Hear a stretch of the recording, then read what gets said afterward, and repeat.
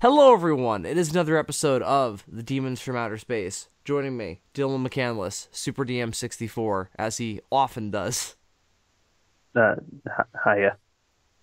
So, Dylan, we are continuing in our trend of talking about old science fiction things. That is our new prerogative in doing this podcast. Well, are we talking about science fiction tonight, Bill? Are we really? It sort of is. It fits in the broad stroke of it. Fine, it's old science fantasy. Is that what you want to refer to it as? I mean, fine. Yeah, I've always felt that was a more accurate description. We're talking about Star Wars, but not just any old Star Wars. Although it is older Star Wars. It is the first ever Dark Horse Star Wars comic series. In fact, it was originally written as a Marvel comic series, but like halfway through, the writers stopped getting along with Marvel, and Marvel didn't want to hang on to Star Wars. So Star Wars moved over to Dark Horse, and then thus this becomes the first Dark Horse Star Wars comic series. So it's important historically on that front. And I should say, I should ask you this up front. Was this your first time reading a Dark Horse Star Wars comic? No. Okay. Because I've read, bits and pieces a long time ago, but this is the first full thing I've ever read. Yeah, I've got a single issue somewhere around here of, this old, crazy-ass Jabba the Hutt comic. Yeah, because they were always, really bizarre and disparate. I had a comic about the 501st at one point. That was disparately connected to Battlefront 2 that I got. But that's the only one I had. And this, again, like I said, this is the real full exposure to that world that I had, and it's the first time they got to do it. So I think it's fitting. That Jabba the comic, if I gotta remember what the fuck it was called, was actually pretty good, by the way. You remember the scene at the beginning of Indiana Jones in the Temple of Doom where it was negotiations and fucking shady dealings and machinations? It was basically that, but in space. Well, that's the idea of Star Wars. It's any and all things in any movie ever, but in space. Indeed.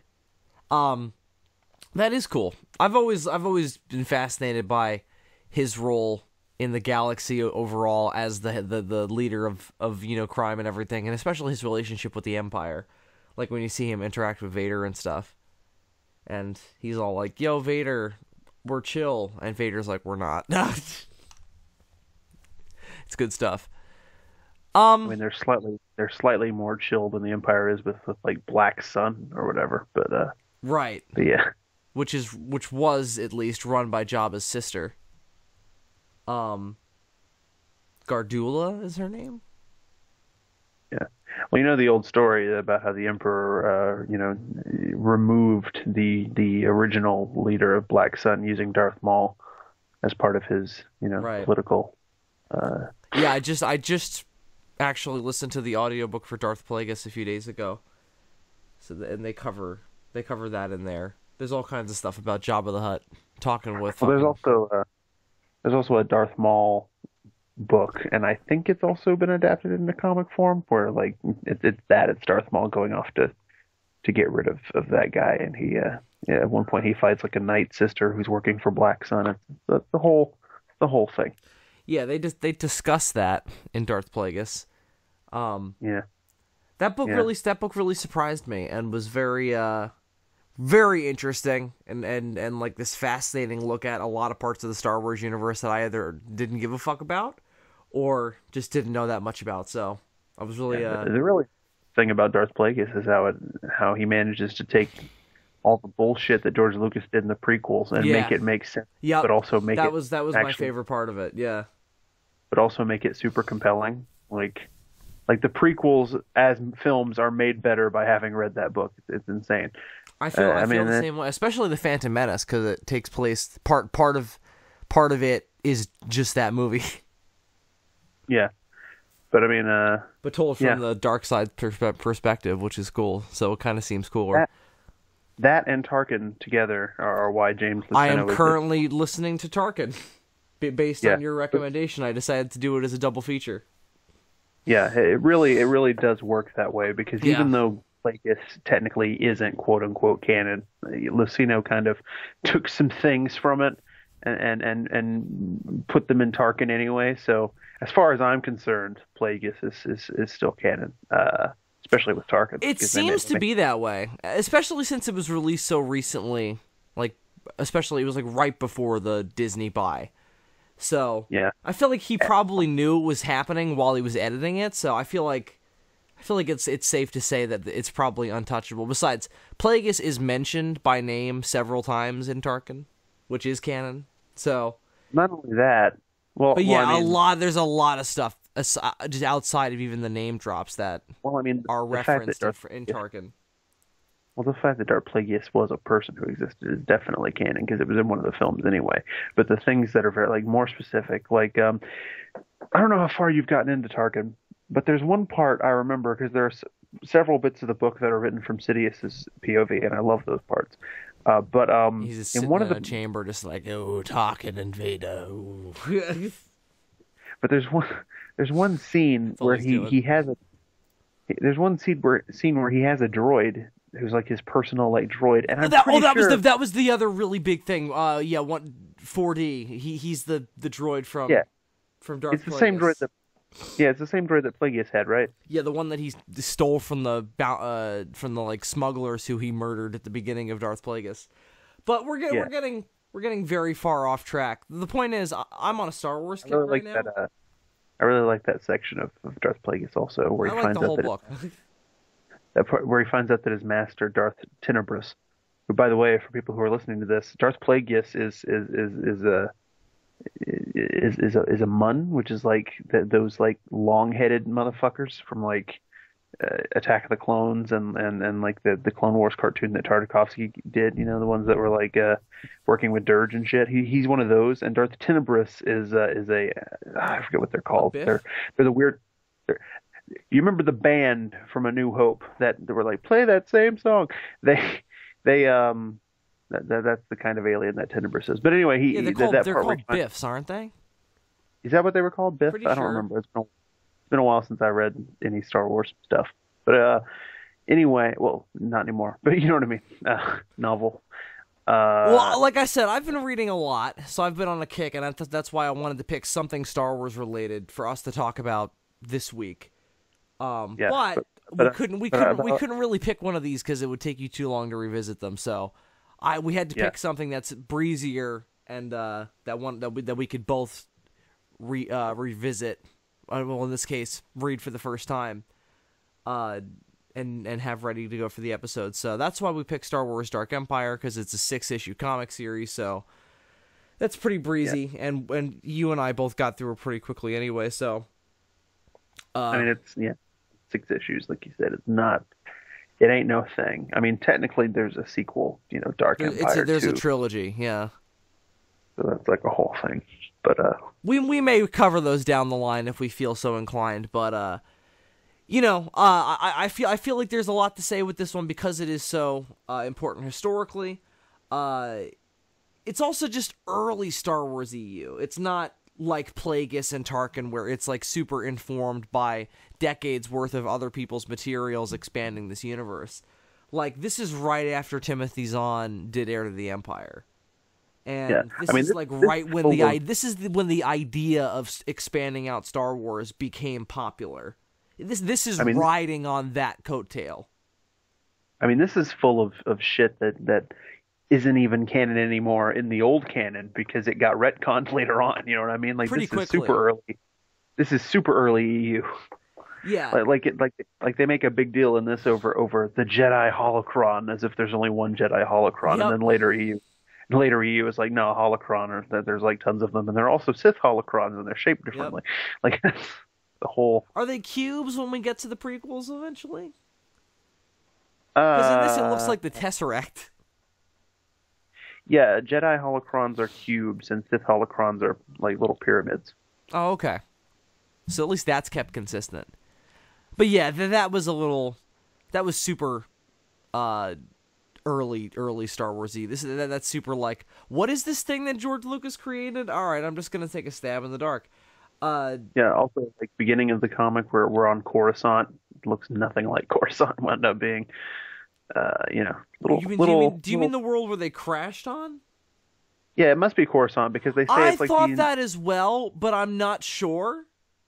because they specifically say it's the Imperial throne world, and this is where the Emperor hung his hat, and I'm like, so it's Coruscant. Why don't you? Yeah, that's And then what I I was thought, wondering about. But they had already moved the capital of the New Republic to Coruscant, so I was like, okay, did the Empire take that back too, in addition to all the other worlds they've taken back?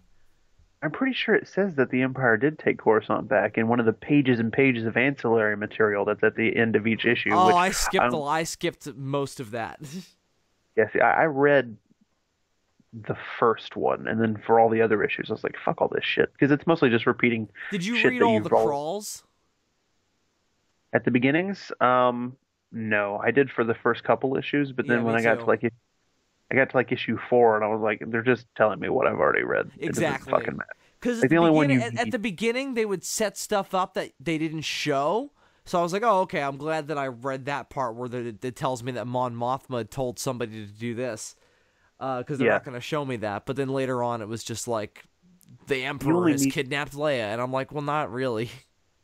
You only need the crawl at the beginning of the first issue to fill you in on what's happened in between. Yeah, definitely. Return of the Jedi in this, because ideally you want to read all 6 issues as if they're like a 4th movie in the original trilogy, right? And like, can you imagine if a Star Wars movie like had a crawl every couple scenes to just reiterate what happened in those scenes you just watched? Because like we said, it's not a super meaty story. This is not Heir to the Empire. You know, like this is not 3 books that are in and of itself as its own Star Wars trilogy story. Right, and was this ever novelized? Because I looked into it. I don't think so. There was an audio adaptation though, which I have also listened to a lot of. So I was somewhat familiar with a lot of the big parts of this story when we actually decided to do it. You know what I've always wanted to read, and I'm pretty sure this has been turned into comics at some point as well, because most Star Wars things have. But that sequel. Like the original idea for the sequel to the original film, you know, what's it called? Like before Empire Strikes Back. Splinter of the Mind's Eye? Yeah, Splinter of the Mind's Eye. Yeah, there is a comic of that. It's recent too. And there is, of course, a book of that. I think there's 2. I think there's one that was written back in the day, right after the original movie. And then there's one that was written like more recently that writes it as more of like a canon thing.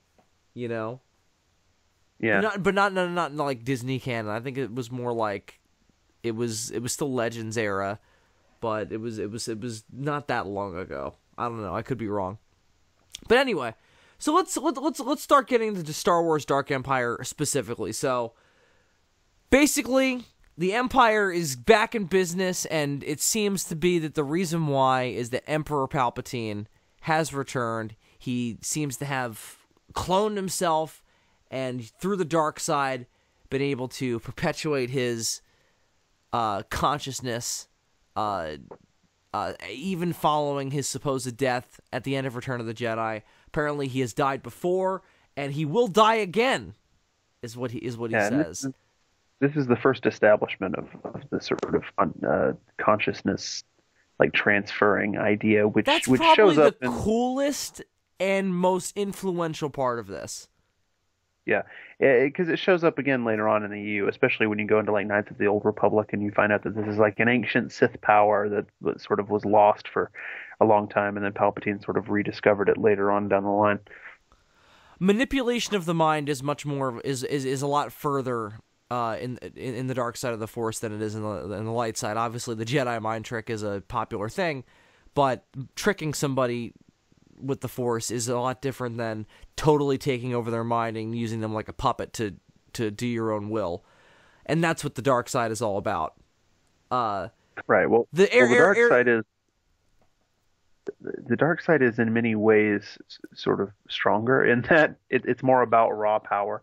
But it's like one of those things. It's like it's a brighter candle, but it burns out faster.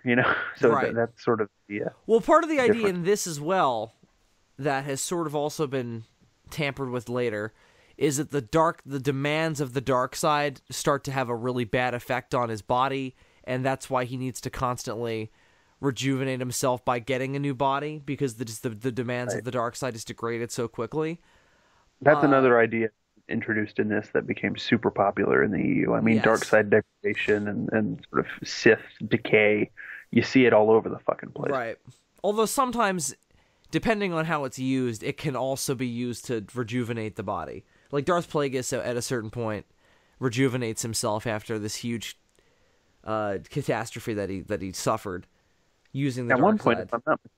if at one point, if I'm not mistaken, there was one Sith who like was it Nihilus? I don't remember what, but one of the Sith kind of had like an Omega from Doctor Who thing going on, where like the dark side had eaten his body up to the point where he was basically just like clothing walking around, like you know I what I mean? see. Uh, I don't remember if that was Nihilus or not, or maybe I'm misremembering something else. But yeah, that's it's a whole thing. There's a lot of old stuff that's probably no longer canon. So, in addition to the Emperor being resurrected and using the dark side to perpetuate his consciousness after dying many times, what's also introduced in this conceptually is the idea of Luke Skywalker giving into the dark side. Right. And in this, it's handled in the way of Luke seems to figure out that the Emperor has returned, or at the very least, some massive dark side user has appeared, and he has to face it alone and deal with it head on. Otherwise, everybody else in the galaxy will suffer. And when he actually faces the Emperor himself and puts everything together, he decides that the only way to defeat the Emperor and save the galaxy is to beat the dark side from within and learn its secrets, and then eventually use them against the Emperor, taking his father's place at the Emperor's side. So that's the other really big idea in this that has been Well, I mean, tampered with in other places, where it's like, oh, what if Luke didn't affirm his power in the light side at the end of Return of the Jedi? You know? Yeah. They basically just did what the original idea was for the plot of episode 6. Like that was that at one point was the idea, like Luke was going to turn to the dark side, and like Mark Hamill Well, wasn't it apparently supposed to really, only be at the end, like where he puts on the mask? I don't remember exactly what the details were, but I know that Mark Hamill was all about it, and then I guess Lucas decided to go with a more sort of safe, traditional type of conclusion. But Right. And this doesn't do it even in the way of like, fuck everything else is wrong. He doesn't go through a full like Darth Vader thing. It's a lot more like it's almost it's more ambiguous. It's he does it for what he perceives as good reasons, but it also makes it more genuine too as a slip into the dark side, you know? Because it is a bad decision. Like later on, he talks like I've read some Timothy Zahn stuff that takes place after this, and Luke has to come to terms with like the fact that this was a bad move, this particular story. Like that he probably shouldn't have done this because it was a true slip into the dark side, and I like that. I like that it's not like, oh, I wasn't evil at all. It was all a ruse. And he thinks of it that way. But we see in the story that he truly does kind of slip into it. And the influence does overtake him in the same way that it did Vader. one problem with the way that this particular story is written is that they almost make the dark side seem like mind control at times. Yeah. Well, it seems like the Emperor... They sort of play like the Emperor is the full embodiment of the dark side. Like the dark side is just his will kind of exerted out. And that's not the way it's supposed to work. So... I'm okay with it if the idea is just that the influence of the dark side just kind of, it doesn't control him, it just influences him, and then when Leia shows up, he's like, he's able to push it away, That element didn't bug me so much. I was just I wanted a better reason for him to do it, you know? Like, I still don't feel like I really understand why he thought it was a good idea in the first place, you know? At the very least, given what was going on in the rest of the galaxy, like, if there wasn't this huge war going on and he had found out the Emperor was still alive, or if there was some Darkseid user out there and he wanted to learn some Darkseid techniques in secret, I would have been fine with that. But him all the sabotaging and underhanded commanding of the Imperial forces that he does happens off panel. So I don't really get that side of it as much, and that needed to be brought more to the floor. I don't really see a lot of the sabotaging of the Emperor's element of the Emperor's attempts that they talk about actually happening. I wanted to see that, so that way I can kind of buy why he would do it more. It's probably because he realizes that since, the Emperor was able to not die when he was thrown down the shaft, obviously, just stabbing him with a lightsaber isn't gonna do the job either. So he needs to, like, get on the inside, I guess, to figure out how to stop it once and for all, is I think what he's thinking. I wish he explained that better.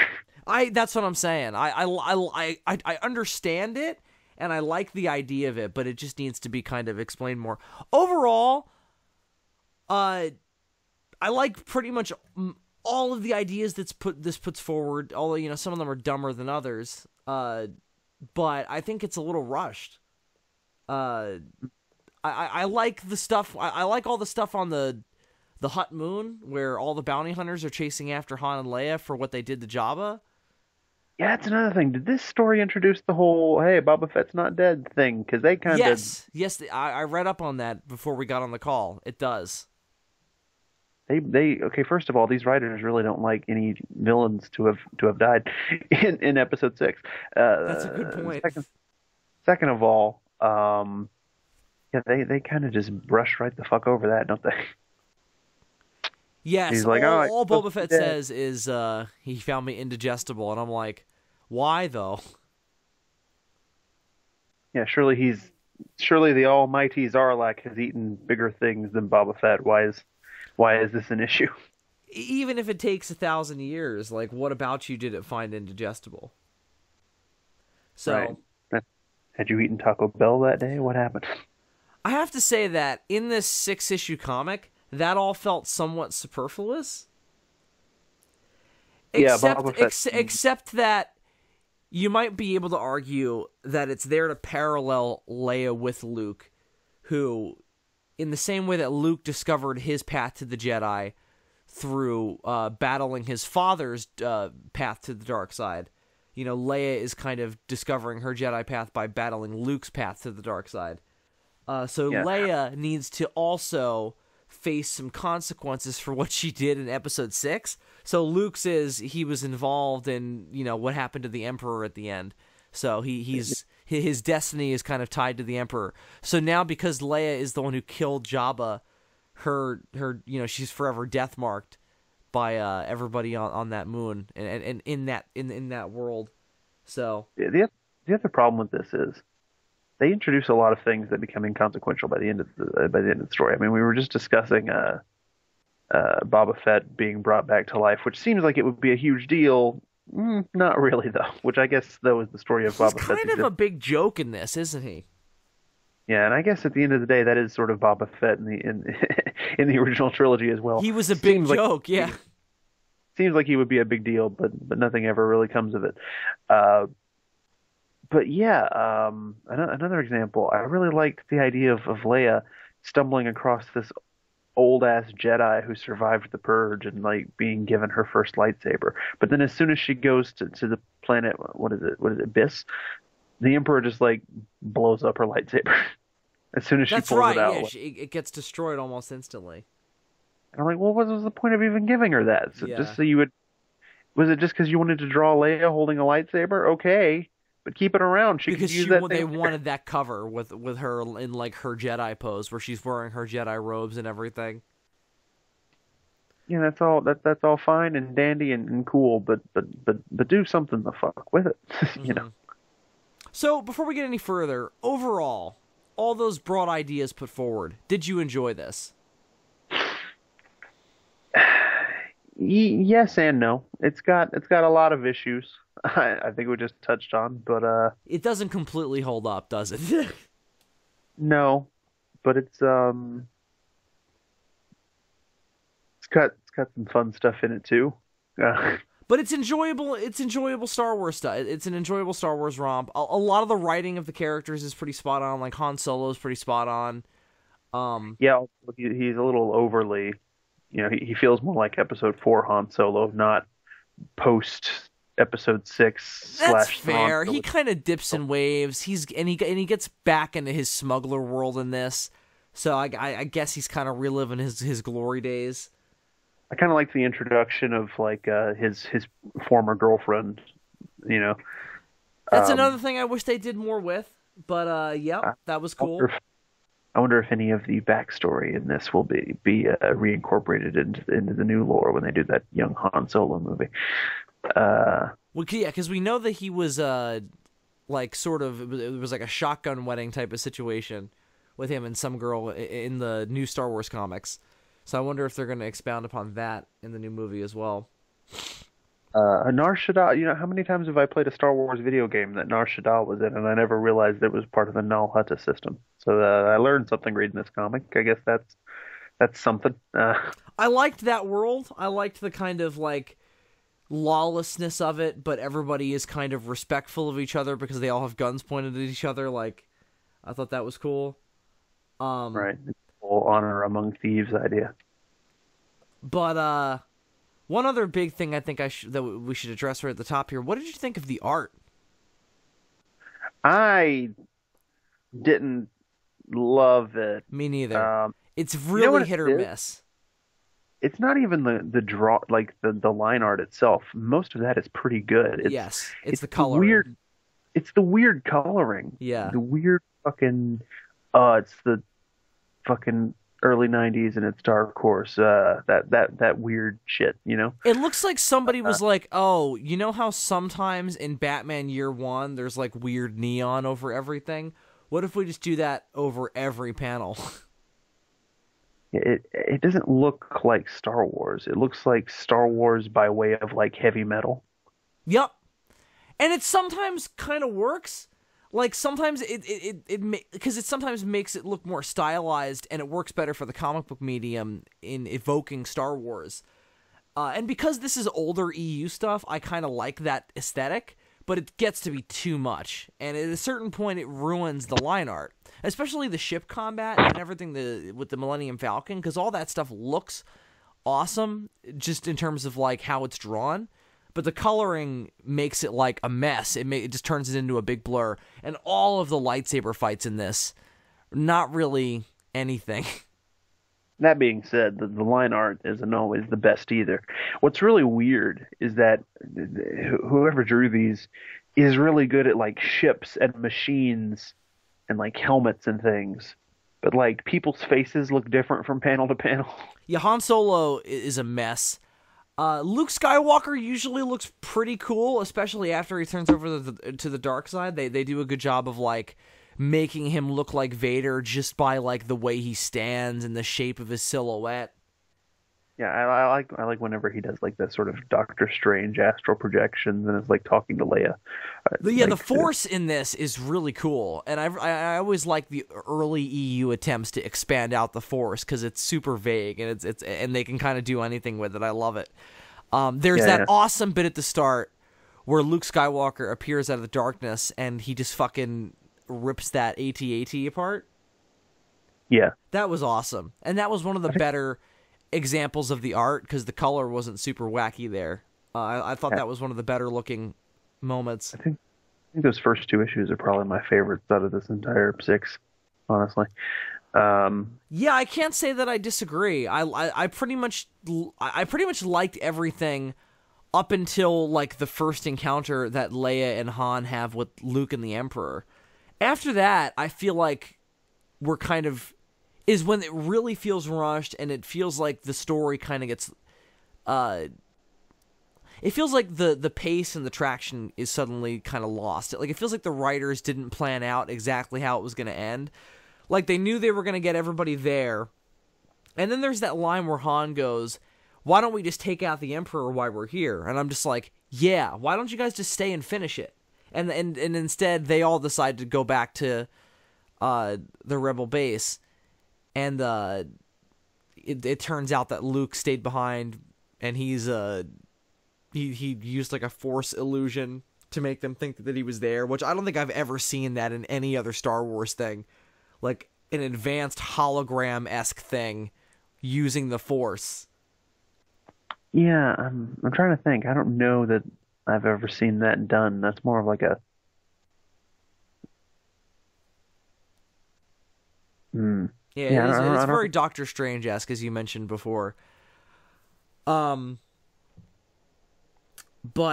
like I said, I liked everything. I think everything up to that is relatively well paced, and like I said, all the ideas are there, and I also felt like the writing was better up to that point.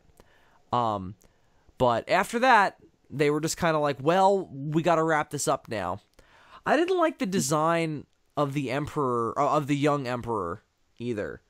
Maybe it's just because we know the prequels now, and we know that he was a youngish looking Ian McDiarmid, not whoever the fuck this guy is. Okay, listen, there's a huge problem with the Emperor in this. All right, the Emperor, is my favorite Star Wars character. He's one of my favorite characters. Period. He's a really great villain. That's kind of why I wanted to talk about this with you as well.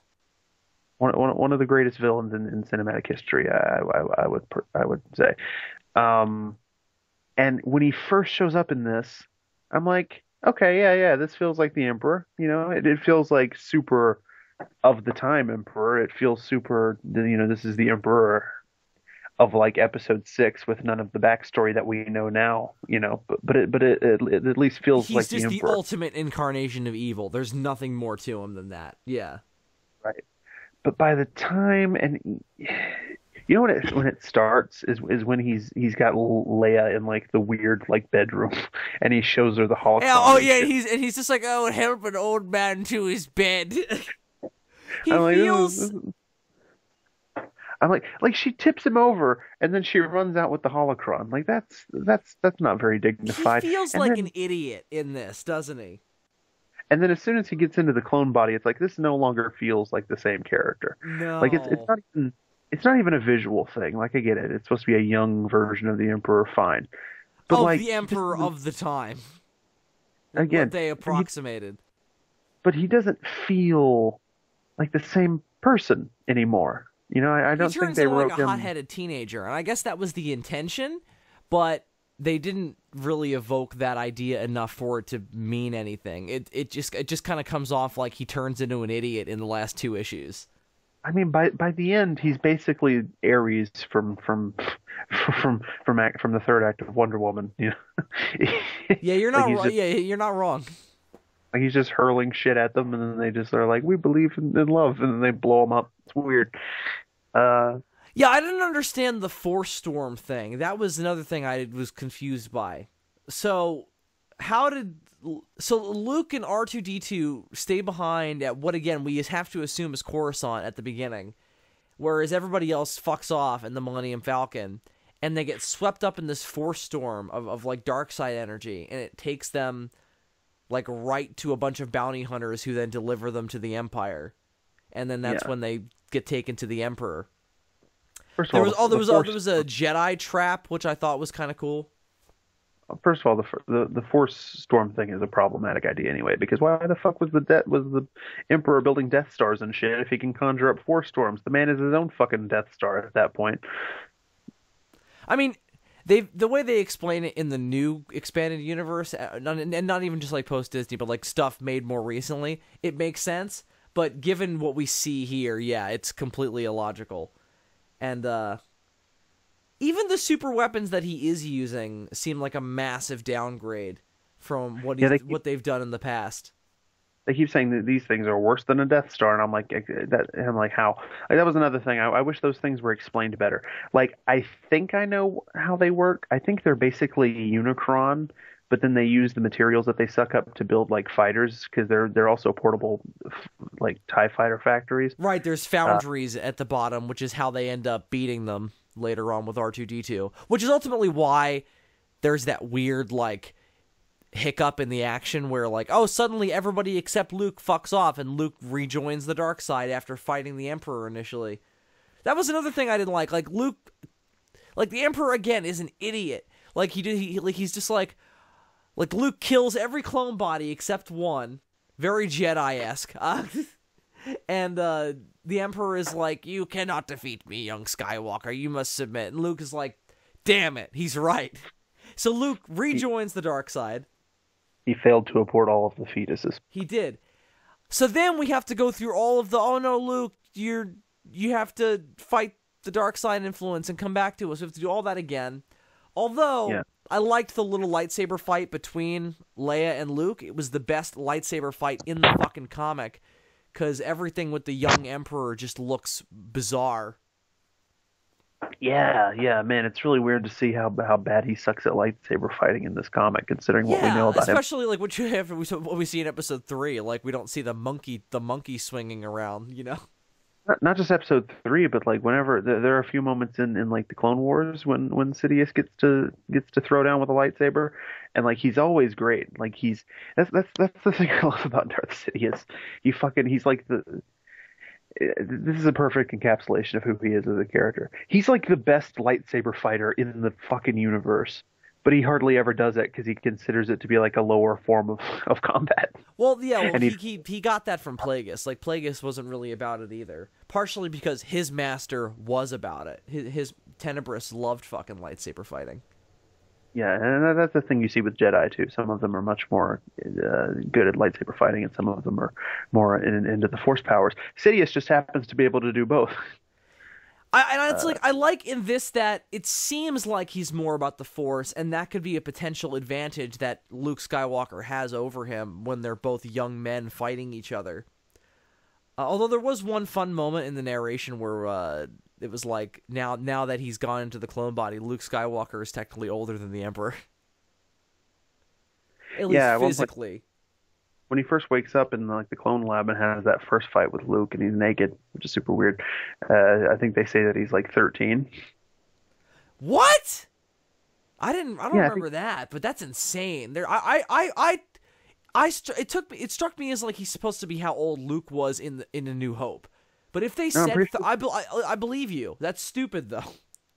I think that's what it said, was like, hey, he's awoken in his new body, and now he's a youth of only 13. That's like, ridiculous. He's like gigantic and muscular. He looks like fucking Batman from the Arkham games. He looks like no 13-year-old I've ever seen, but maybe I just didn't hang around with the right 13-year-olds. He's buffer than the average 13-year-old for sure. Definitely. That could just be the fact that the body was like grown in a lab. So yeah. Sure, there was lots of eugenics going on there. Another thing that I don't think holds up about this that makes it kind of hard to go back to is the narration boxes. Now, it's difficult for someone like me because I love going back to old Marvel comics where Stan Lee would literally tell you everything that was clearly happening on panel. This does that. But because it's not an old Marvel comic, it's a little less charming. I like it when Stan Lee just breaks the fourth wall completely and is like writing the text boxes in his own voice, you know? Like he'll call you true believer while he's... That's why he can get away with it, I think, right? But... Like he'll call you true believer or Spider Friend in the middle of explaining that Spider-Man is like off to fight Doc Ock, you know, or whatever. Right. Because he injects his own personality into it and it feels like somebody's telling you the story. But in this, it just feels like, well, here's some information that we probably couldn't get through in the messy art. So here's some forced exposition. And some of it was helpful, but then a lot of it was really overwritten. And I'm just like, I don't even feel like I have to read this. And that's an element of older comics that I don't always love to go back to, is just the overabundance of narration. Because again, it just feels superfluous. It feels like you could skip it.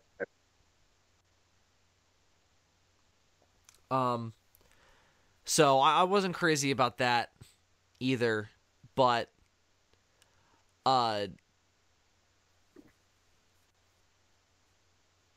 it's overall, it's like, also, I feel like, what were you gonna say? Also, why the fuck didn't the Emperor in this continuity where he can do these things? Why the fuck didn't he just like transfer his soul into Anakin's body instead of like taking him as an apprentice or whatever? You know? Okay, so yeah, let's talk about that then as well. Um, there's another idea of like the reason why the Emperor takes Luke on as an apprentice is that he wants him to challenge him, and then he can kill him and take over his body. Is what he wants. But I guess Luke has to like fully accept the dark side or whatever. It's really super vague. And then there's of course the idea of the reason why he wants Leia is the child that's in her womb, which is the Yeah. third Solo child. Well, even Uh, that's inconsistent because during that weird scene in like the bedroom, he has like this weird like pedo grandpa moment where he's like, "Give me your child." Like, yeah, yeah, right. I Because will try. I will insert myself into the child. But then later on, when they're on the ship and he's in the young clone body, he's just like, I will raise the child as my new apprentice. And I'm like, well, what the fuck are you going to do with this kid? no. But he says, and when he's old enough and powerful enough, I'll take over his body. Ugh. I'm pretty sure he said that. And then there was he also proposed to both Luke and Leia at different times. Oh, I will join as one and rule the galaxy as one being. And I'm like, yeah, that's how that works. Definitely, it's definitely not you using them as a puppet. Obviously, they also see it that way. So there's no mystery there. But I like that idea conceptually, but it definitely needed to be explained more. If this was a book, or maybe even, I don't know, more than one book, I don't know. I guess you wouldn't need this to be more than one book. I feel like all these ideas could work better. Yeah, And, yeah. and it's like, I don't even feel like it doesn't work now because we know more about Palpatine and Sidious and all that. Like, he's become more of a character and less of an archetypical villain, you know? Yeah. I feel like even if they had gone full force with the whole total embodiment of evil type of thing that they had to work with from Return of the Jedi, they still could have made something that made sense on its own. But because of how rushed it is, it just doesn't get the chance to do so. I also just feel like that side of it isn't even the focus. So much of it is the battle on the Mon Calamari homeworld and what the Rebel Alliance is doing. And also, I find it Yeah. odd that they constantly refer to them as the Rebel Alliance in this when the New Republic is already a thing. Like, Right. aren't they the New Republic military? I get that the Empire has...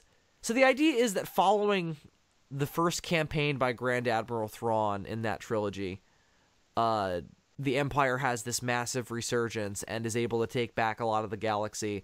And after they take back a lot of it, there's a civil war over who gets to run the newly rebuilt Empire. And that's what kind of we're thrown into the midst of in this. And during this massive civil war, the Emperor decides to reveal himself again. And apparently he's been around for a couple of years, so while Thrawn was out there doing shit, the Emperor was like, yes, I'm definitely not going to tell him about me. Let him do his own thing. Because it wouldn't make sense to consolidate our forces with one of my greatest tacticians in the entire Empire. You know? No, definitely not. Because this Emperor clearly a great tactician, right, D? Oh, help an old man into bed, will you, Princess Leia? Master tactician. And then once he's already in this bed that's easily tippable over, that's when he decides to say to the expectant mother, I will take over your child. Yeah, he's like, he puts her, he also says, like, I'm dying at this point. Like, my body is gonna, like, I'm seriously becoming decrepit. Maybe he's lying. Maybe he's still fully capable of kicking her and Luke's ass. But it doesn't seem so. Like, it seems like he might actually kind of be... No, because he must be at her, like, mercy, because she runs off with the holocron, and he's like, oh, you bitch, you know? Like, he's not happy about it. Like, he's clearly not, like... He's not intentionally manipulating her in any way. He's like, God, stop her. Yeah. It's That super shows weird. It's super weird. Like, why doesn't he use the dark side to, like, if he can fucking send his consciousness into other bodies, why can't he just fucking stop her, you know? I mean, he should be able to, you know. I agree. Plus, he's constantly talking in this about like I exist as pure energy, and I'm like, then why do you even need a fucking body? I mean, I guess he has, in order to interact with the physical plane, I guess he would. Oh, another thing. He never uses his force lightning in this. That's like the villain in Big Trouble in Little China. I don't know if you've seen that. I've Like seen his whole most thing. of that. I like it. Yeah, When I watched it, I didn't get to finish it. it's a good movie. But Lo Pan, who was the inspiration for Shang Tsung in Mortal Kombat, lots of things from Mortal Kombat were inspired by Big Trouble in Little China. Oh, that Anyway, makes a lot of sense. Yeah, especially the one henchman who's basically Raiden. Mm-hmm. But his whole thing is that he was cursed and he's like an immortal being and he wants to become human again. And I'm like, why? Right. You're immortal. You have superpowers. Right. I mean, I guess the idea is like, oh, I want to feel the touch of humanity. But yeah, that's overrated. Bullshit. It's like Michael Shannon in fucking Man of Steel. I'm like, why would you want? So you land on another planet where you have superpowers, and your decision is, hey, let's make this into the other planet where we didn't have superpowers. Well, that made sense to me there because he's genetically programmed to restore Krypton. So it's not even a matter of what he wants; it's a matter of what he's supposed to do. He's running on autopilot. That's still bullshit. Well, but notice at the end, he doesn't really embrace his powers until after all the other Kryptonians are gone, and it's just revenge at that point. Hell, he would be doing a better job for his species if he didn't terraform the planet and he just used the Genesis chamber to make a bunch of new Kryptonians. He would be doing a better job, but like I said, he's running on the programming that he was built with, and it fucks him up. But that would exceed and perhaps fulfill his programming even better because he would be creating a new race of super like god beings instead of just hey, it's more of the same. That Superman worked out so well. Ended up blowing him up though, so he never got the chance. Yeah, it's a bunch of bullshit. I'm starting to think that these movies aren't autobiographical. Yeah, no, definitely. That movie wasn't written by General Zod. You're right. Or was it? But anyway, so back to Dark Empire. Yeah, I think the Emperor's characterization is probably the biggest letdown in this, and part of it is just like I was getting to this before. It's the lack of focus on it. There's so much other stuff going on in this that this needs to be longer than 6 issues, or we need to not have this giant battle going on Mon Calamari, and this fucking huge subplot going on with Han Solo and his old girlfriend and this Hut Moon and this other Jedi lady. We need to pick a focus because this isn't this sprawling Star Wars story that we usually have. And condensing it like this, it just kind of feels like, well, it's okay Star Wars, but it's super rushed. Like it doesn't get the chance to breathe enough to stand out as one of the better iconic, even just in the EU stories. Right. But I really like the idea of the Empire having its own civil war, though. I kind of wish that was another idea that got its own focus, There's no Imperial commanders in this that we get to focus on. We don't get to see Luke leading the Imperial forces, really. Well, the Imperial Civil War is really only a thing for like that first issue because Palpatine sort of wipes out the people with the Force storm, and then from that point on, he's in charge of the Empire again. Right. Yeah, and he was just biding his time, waiting for the right moment to strike. Which again, I wish they explained better. It's kind of a throwaway idea of like, oh well, I wasn't ready. I was taking a nap. I hadn't lubed up yet. Yeah. I needed to shower. One must always get ready before inserting himself into geopolitical politics. Galactic politics, my dear boy. I almost wish like that was the comic over what this was. Like it was about like two Imperial factions going to war and the falling apart New Republic trying to make use of it to try and put themselves back together. Isn't that more interesting than what we have here to you? Um,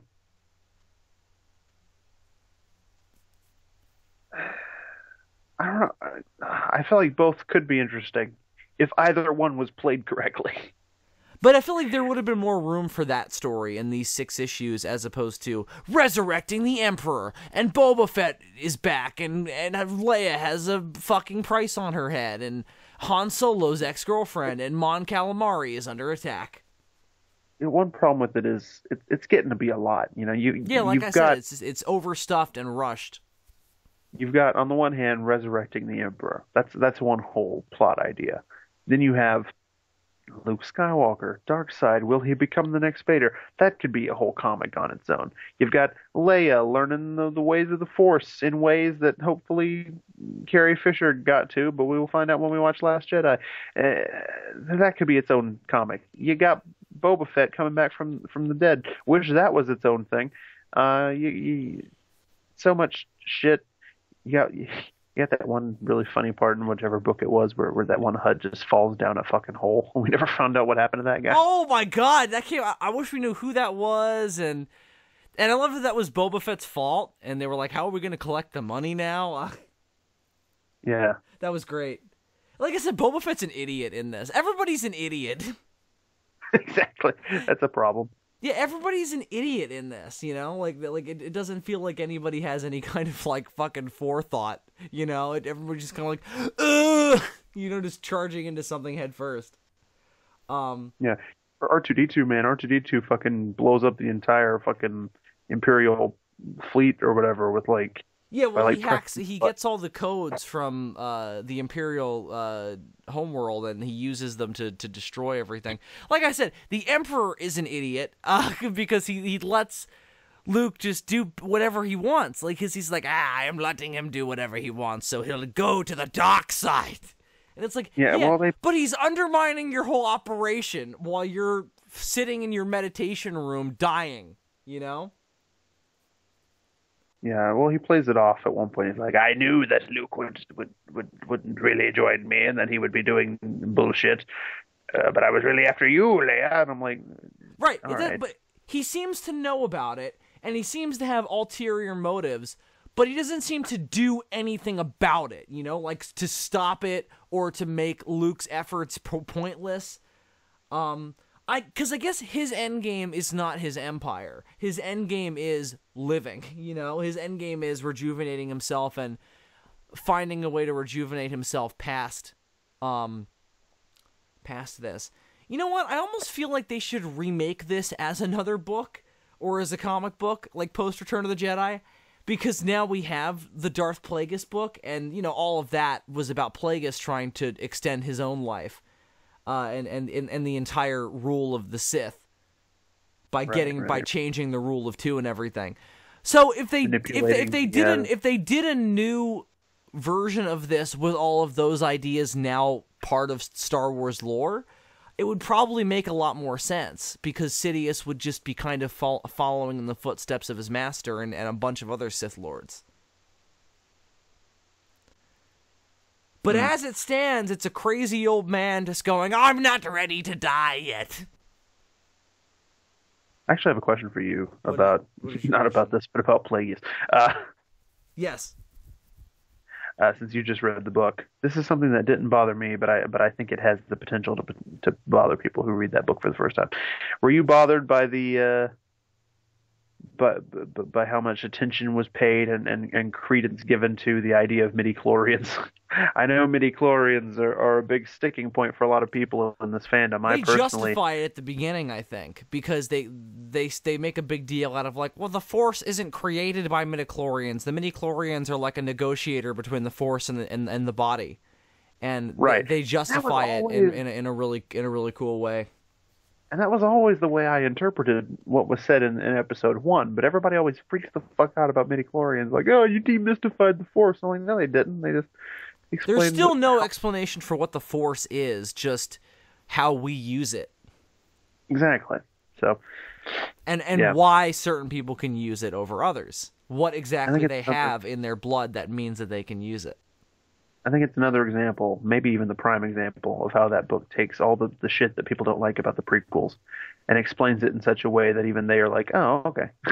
Well, what the Plagueis also does, and again, I feel like, I feel like it's kind of interesting that I, experienced Plagueis and this almost at exactly the same time, because they're both so much about the Emperor and very different characterizations of him.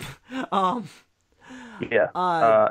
Needless to say, Darth Plagueis is a much better version of the Emperor. Well, yeah, he's a character, not an idiot. Not a crazy old man who's just like, "Oh, help me into bed, my dear." Help it old man into bed.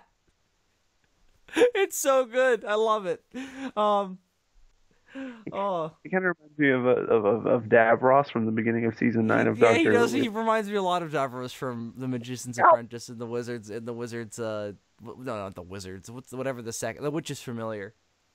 Come, Doctor, let's have a chat over tea. It's so good. But what's done in Plagueis is the Force has a much more kind of physical and it require, like, they really show the impact being a Force user has on an individual. That's what that book and many other books that focus on dark side and light side users specifically kind of emphasizes is, yeah, a Force user can kind of do anything if they have the know-how, but it takes a lot and it has a big impact on their body, Yeah. And it's not like this infinite magical thing. There are limits on it based on physicality and on individual talent and individual experience. And I feel like this early EU stuff, this in particular, Heir to the Empire doesn't have this, I don't think. Like, because the Force was still kind of magical, it could just do anything for whatever the story needed to be, Right. But Heir to the Empire, the Force has that more kind of like physical limitation of, it's people and flesh and blood using and tapping into this mystical energy field. So, right. Well, it still felt somewhat held back. Well, the early EU still has Jedi and Sith, which I don't even know if the word Sith was being used yet. No, they call them Dark Jedi in this. Yeah. So yeah, when did that word come about? That's an interesting question. I don't know. But yeah, in the old EU. I know. The Jedi Academy trilogy. Oh, okay. Especially super old EU like this. They're still very much characterized as like space wizards. There are points in this comic where I'm like, I don't know if I'm watching Luke versus the Emperor or Gandalf versus Saruman. Right, yeah. I kind of like that though. Don't you like that aesthetically? Like, it almost at points the art and the really like abstract versions of all these ideas, it kind of feels like I'm reading a comic book version of like Ralph McQuarrie's concept art, especially with the way the lightsabers are drawn. There's still moments too, even now, when they'll dip into that sort of characterization of the Force. What it is that the more powerful a person is in the Force, the more like crazy shit they can do. So you start out with like your basic like, oh, I can swing a lightsaber and move things with my mind, and then eventually it gets to the point where it's like, oh yeah, I can conjure storms and astral project. This is the first really big kind of push with that. Like, this is the craziest we see the Force early on. Or my favorite, the fucking Force drain, which that was like Darth Nihilus's really big thing. He could like literally just drain the life out of his enemies. The craziest thing we see in the Thrawn trilogy is Sabayoth is able to like control entire legions of stormtroopers and Imperial naval officers single-handedly and manipulate them to do whatever he wants. That's like the craziest it gets. Like, he's not creating force storms and transferring his consciousness to different bodies and shit. Yeah. Creating astral projections. Yeah, there's a thing called battle meditation that the Jedi used to use, which I think is probably kind of the same thing as what Sabaoth is doing there. There's this one Jedi Master, I forget his name.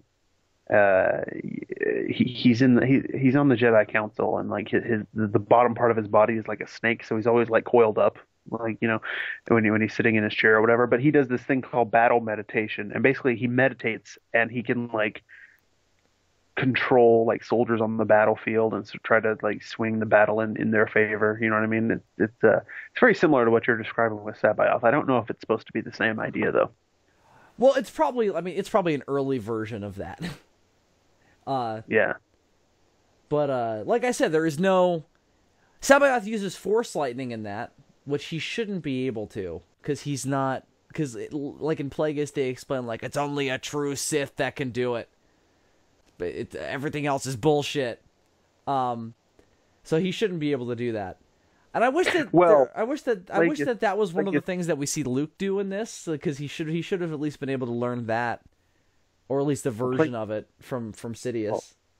Well, he's not a Dark Jedi for that long in this, so he probably wouldn't have had time to learn that. Yeah, but like of all the secrets he must have learned from fucking the Emperor, you'd wish that would have been one of them. Yeah. I wonder what the first Star Wars thing was to introduce the Tuda Menace, which is the force power where you can absorb energy. So that's why like Yoda was able to block force lightning, and like there's one chick in like one of the games who like fucking stops a lightsaber with her hand. I wonder when that lightsabers in this are also bizarre, because like they seem to just pop up out of nowhere. Like the Emperor has like a whole stack of them on a wall, and he just goes over and he grabs one. And then he has like another red one prepared for Luke. What happened to Luke's green lightsaber? Did it get lost somewhere? Because it just disappears halfway through. Is the idea supposed to be that the Emperor has all these lightsabers because of all the Jedi he killed back in the day? I guess. Although he didn't do that personally. Well, we know that now. Did Vader like collect them for him? But there are moments in this story where the way they describe it, it makes it seem as though he kind of did, you know? That's or at true. least they thought, or at least they thought he did. Remember, we didn't even know what the Clone Wars looked like at this time. Yeah, well, at one point he describes himself as the master of all the Jedi. And I'm like, you're not, though. Although I guess technically he's the oldest Force user alive currently, so he would technically just be kind of the master of the Force in general, technically, because he's the oldest user of it. Yeah. But that just depends on how you look at it. That's another interesting in this, because he can transfer his body into clone bodies. We don't really know how old this version of the Emperor is supposed to be. Yeah, like he describes it as he's died before, and he will die again. Like he knows that it's a cycle that'll continue. And the way it's left off here, I mean, based on the idea of him surviving his energy, presumably he could come back again and again and again. You know? Yeah. I mean, apparently this consciousness transfer thing is so good that he can do it all the way from Endor to Biss. Like, it's an idea that is also who's to say that he doesn't have? So who's to say that he doesn't have another fucking clone lab on like a satellite somewhere? And like Luke and Leia think they finished him off for good this time, but he's like, just a prank, bro. And then he wakes up in like the fucking like fucking Tatooine system or whatever. In the Thrawn trilogy, the last book is called The Last Command, and it's called that for a bunch of reasons. But one of them is because the character Mara Jade, the Emperor's hand, the last command that the Emperor gave her before he died was to kill Luke Skywalker. So that's like perpetuating through her mind throughout the entire series. And that is another instance of like the Emperor's consciousness surviving past his death and being and existing outside of physical form, you know, as a part of the Force. So, like I said, there's a lot of ideas that were introduced early on that kind of get expanded in this, and ideas that then got expanded and refined later on. And I feel like this kind of esoteric use of the Force is what they're kind of playing with for the first time here. I don't know if the Marvel comics ever did. I'm very unfamiliar with the Marvel Star Wars comics. I don't know about you. I mean, like the old school shit that started Yeah. like with the first movie. Yeah, I don't know. I don't really know much about it. I mean, I know that the very first Marvel Star Wars comics were just retellings of, or yeah, it was just basically like a different version of what happened in the first movie, right? So Right, that yeah, was they like, weren't that radically different. but But I wonder how much they expanded it out and what their version of the EU was like. or if they expanded it at all, I really don't know. I It know might have they just they been, must have a little bit at least. I mean, they did it for a long time. Like I said, this series started in the early '90s, and this is the first time that Marvel didn't produce a Star Wars comic that turned over to Dark Horse. So they did it for a long time. They must have expanded it out. But anyway, but yeah. So Star Wars Dark Empire, lots of ideas that are interesting and went on to inform many other Star Wars things. It touches a lot of sweet spots for us. Like I talked about last week, this is like my favorite era of Star Wars is post Return of the Jedi, early EU, like interpretations of what that would look like, the early attempts to expand out the Jedi and the Force and all that before the prequels came along and introduced what they thought that was supposed to look like. I don't know, I just find that interpretation fascinating, even if it's sometimes really dumb. And this is one of those examples. It's dumb. It doesn't make a whole lot of sense, but it still feels really iconically Star Wars of the period. There's a lot of good moments in this. One other moment I really like is when Luke tells R2 to leave with everybody else, and then he decides to stay with him. There's that great panel where he just is like driving towards him, and C-3PO's like, he believes that he belongs here with Master Luke. I really like that moment. I like that Lando keeps crashing Star Destroyers. Like that's fun. There's a lot of really good Star Wars stuff in this, but like I think we've been saying, it's rushed. It's not well thought out. The characterization of the Emperor is off. Do you feel it's even off with Return of the Jedi? Or do you think at the very least it's consistent with that? Or do you think it's just bad? Or at least less interesting given what we know now about him? unfortunately, we don't really get to know much about the Emperor in Return of the Jedi. We get a taste of his tactics. The Emperor has this sort of thing where he likes to make his enemy think that they have a chance at victory and sort of lure them into a trap that way. He did that in Episode 6. I can name other examples. So we got a taste of that. We got a taste of how overconfident he was. But aside from those things, you don't really get a ton about what he's like in that first appearance in Return of the Jedi. So I feel like this was just them trying to expand on what they did have. But like I said, I feel like even comparing it to just Return of the Jedi, he's not as manipulative. It seems like they make you think he is at the start because he's been working behind the scenes all these years. Like I said, this is 6 years after Return of the Jedi. But after that, he doesn't really do anything all that manipulative, you know? He teaches Luke Skywalker some dark side tricks, but Luke seems to be all about it. And then he tries to have Leia help him into a bed. Like, he doesn't really do all that much manipulating. Also, could we have gotten some of him teaching Luke dark side things, please? Yes, it's ridiculous we didn't see that.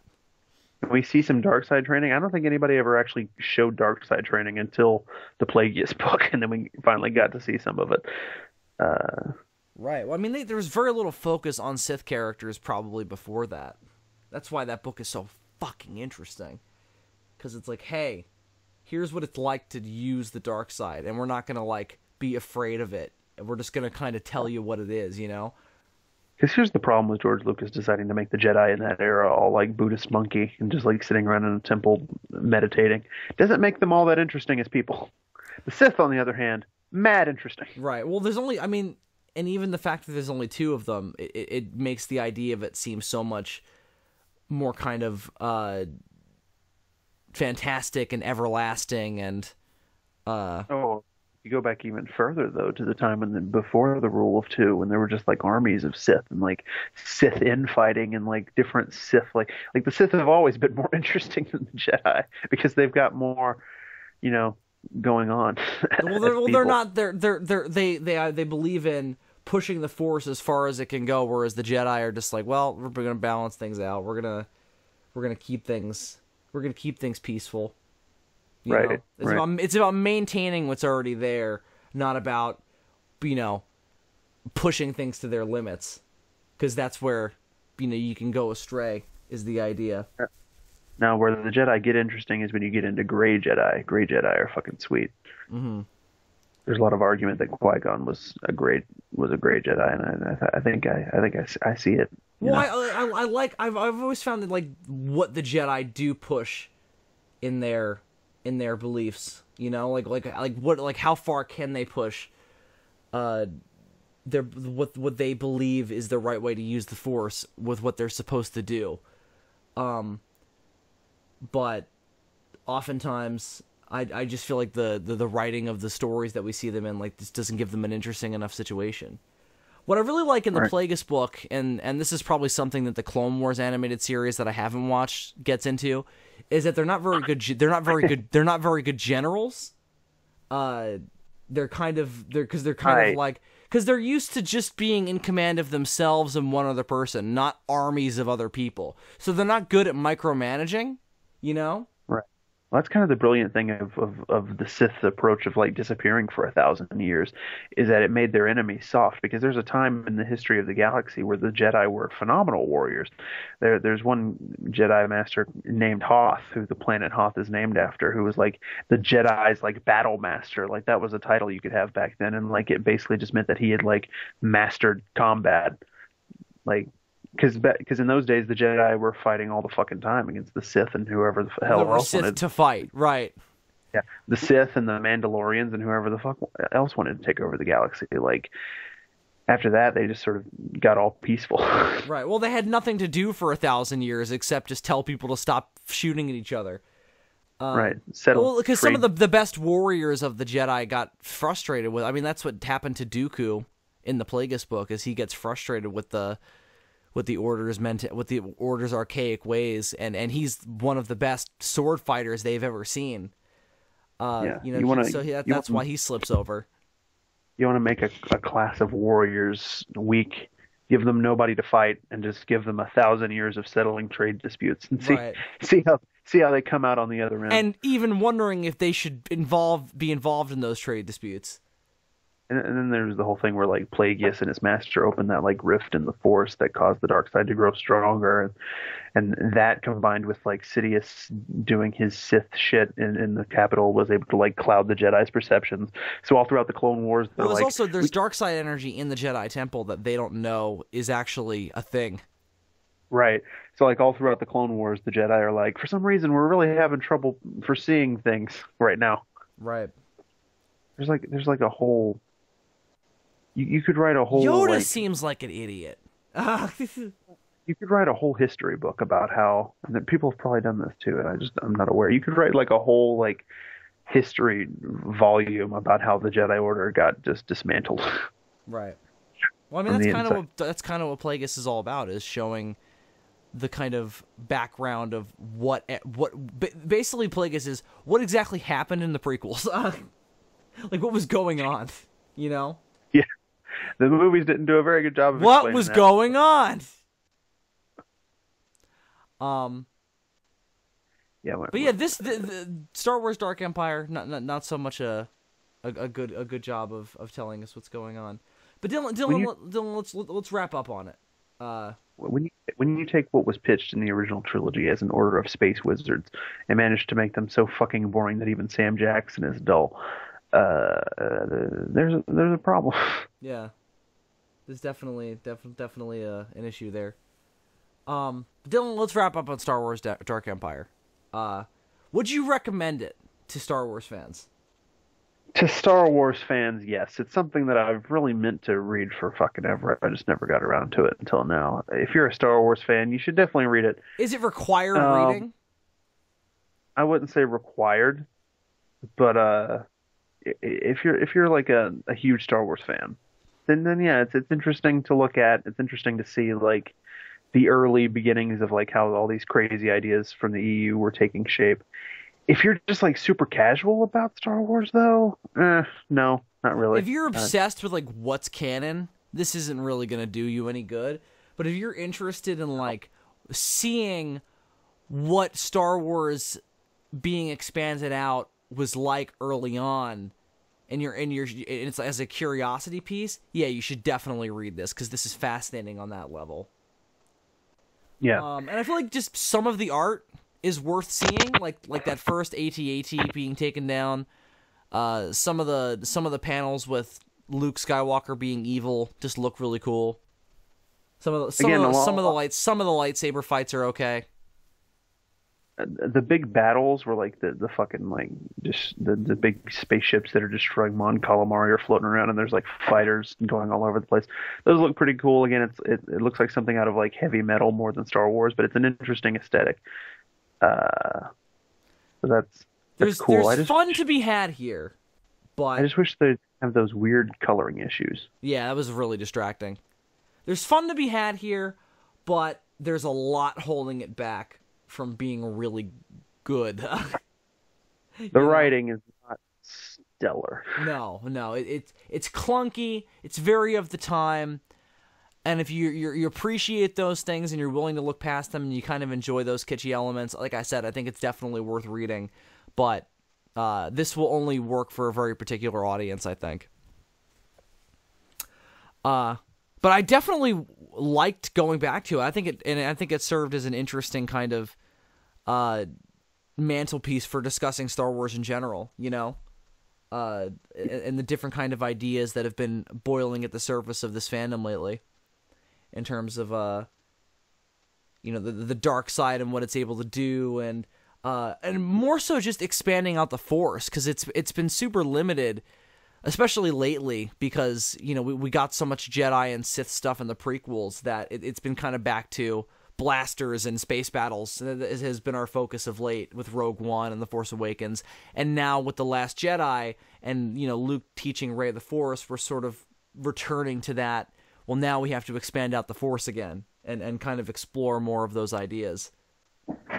Right, and I will say that in the Clone Wars animated series, I haven't watched Rebels still yet, but at least in the Clone Wars animated series, there is still some exploration of like, hey, how crazy can Force powers get?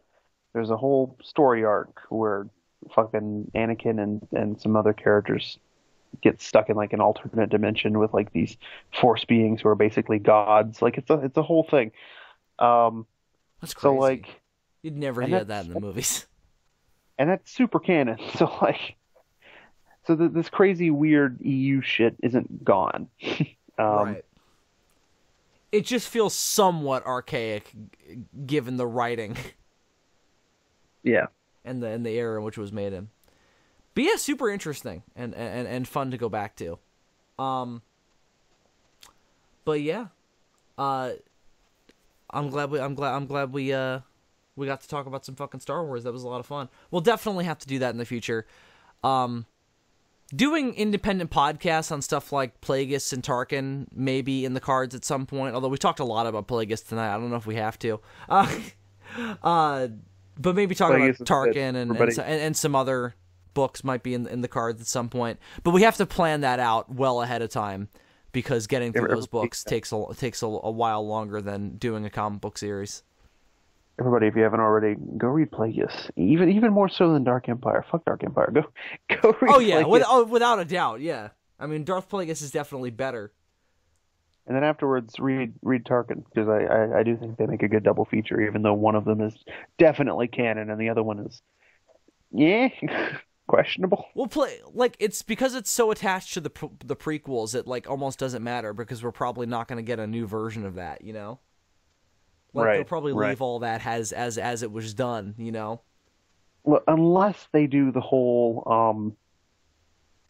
Snoke turns out to be Plagueis thing in the new movies, then there's nothing that would discount it from being part of your head.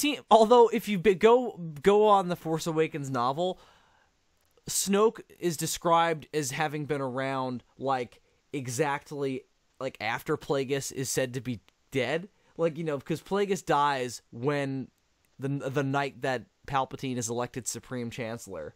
Snoke is described as having been around since the rise and fall of the Empire. Right. Which is like right after Plagueis would have been killed. So I don't know if I think Snoke will turn out to be his own thing. I think he's going to turn out to be some character we've never seen before. I heard recently the idea of like he might be some kind of something from the unknown regions, and that excites me. Because Thrawn is a Chiss from the unknown regions, and Thrawn's whole thing, his whole characterization is there's scary stuff out there in the unknown regions that the Chiss have been battling for a long time, that he is trying to make them stronger against, and that's why he joins up with the Empire as like to use them as a resource against those dark forces. So I kind of hope that Snoke is connected to all that somehow, but we'll have to see. We shall have to see. But Dylan, we're continuing on our train of old science fiction stuff next time. Are we really? We are. You don't remember. Very well then. This is becoming a running theme. You being like, "Hey, we're gonna review this thing next week," and I'm like, "Well, what?" You're gonna be even happier this time though, because we're talking about it. We're gonna be returning to the Godzilla franchise next week. We're gonna be doing some more Godzilla commentaries, because we can't get enough of talking over Godzilla stuff. We're gonna do a comment. That's right. I am super happy about this. Yes, we're gonna be doing a commentary on the 1975 conclusion to the Showa Godzilla series, Terror of Mechagodzilla.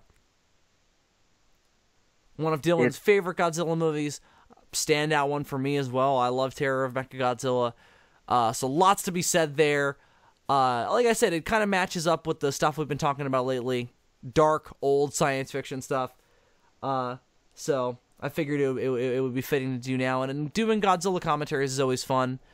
It's been a while since we've done a proper movie, so I figured it was in the cards. So we're going to do that next week. So get your DVD copies ready. It's going to be like the Emperor at the end of episode 6, lit. It's going to be a good time. Don't you worry. Android tits will be abound for everybody. It'll be great. I'm excited. I'm also excited. But until then, I am Bill Worster, aka Zazubaar. And I'm Super DM64. Reminding you that you can't see us because it's a podcast. Colonel Hogan.